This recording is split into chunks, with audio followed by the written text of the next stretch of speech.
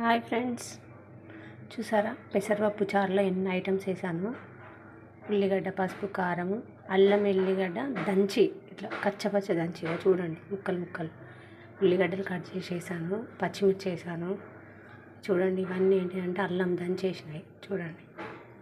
Plus వచ్చేసి వెరైటీగా పెసరపప్పు చారులో సొరకాయ ముక్కలు, బెండకాయ ముక్కలు, వంకాయ ముక్కలు కొంచెం ముదిరినట్టున్నది, అందుకే వేస్తున్నాను. చూడండి, చాలా బాగుంటుంది టేస్ట్. ఇది కొంచెం ఒక 20% అనేది మసిలిన తర్వాత అప్పుడు వేస్తాను ఆ ముక్కలు, లేకపోతే తుక్కు అవుతాయి కదా ఫ్రెండ్స్, అందుకోసమే గుర్తుపెట్టుకోండి ఫ్రెండ్స్.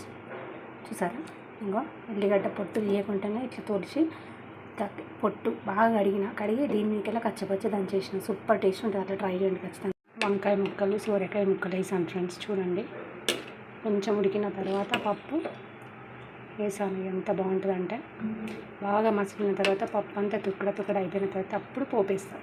పప్పు సూపర్ ఉడికింది ఫ్రెండ్స్. చూడండి, కూర మంచి ఉడికింది. ఇక్కడ పక్కకు పోపు పెట్టుకున్నాను, పోపు దినుసులు వేసాను, ఎల్లిపాయ ముక్కలు దంచి వేస్తున్నాను, కచ్చపచ్చ పొట్టు తీయకుండా వేస్తున్నాను, ఎండుమిర్చి వేస్తున్నాను. చూడండి ఎంత లేత ఉందో, చెట్టు మీద అప్పటిదప్పుడు దింపి పెట్టుకున్నా. కరివేపాకు వేస్తా, కొంచెం వేగిన తర్వాత కరివేపాకు వేస్తాను. చూడండి, ఎల్లిపాయలు ఇట్లా వేగాలి ఫ్రెండ్స్, అట్లయితేనే టేస్ట్ ఉంటుంది. ఇప్పుడు కరివేపాకు వేస్తున్నాను. పోపు చూడండి ఫ్రెండ్స్, రెడీ. అందులో వేస్తాను. పోపు రెడీ అయింది కదా, దీంట్లో వేస్తాను.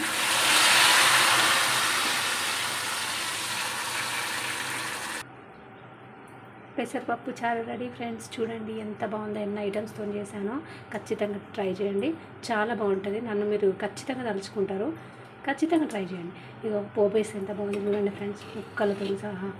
పిల్లలు అయితే ఎంత ఇష్టపడతారో తెలుసా. ఖచ్చితంగా ట్రై చేయండి. ఒక లైక్ ఇచ్చుకోండి ఫ్రెండ్స్, సబ్స్క్రైబ్ చేసుకోండి. Bye friends. పెసరపప్పు చారుకి చూసారా, పాపడాలు ఎంపుకున్నాను ఫ్రెండ్స్, నూనెలో గోలించుకున్నాను. చాలా బాగుంటుంది వేడి అన్నంలోకి. పెసరపప్పు చారులోకి ముక్కలు కూడా ఎన్ని రకాల ఐటమ్స్ వేసాను కదా, దానికి అంచుకు కూడా ఈ పాపడాలు ఎంపుకొని తినండి. కిర్రాకు ఉంటుంది ఫ్రెండ్స్. Bye friends.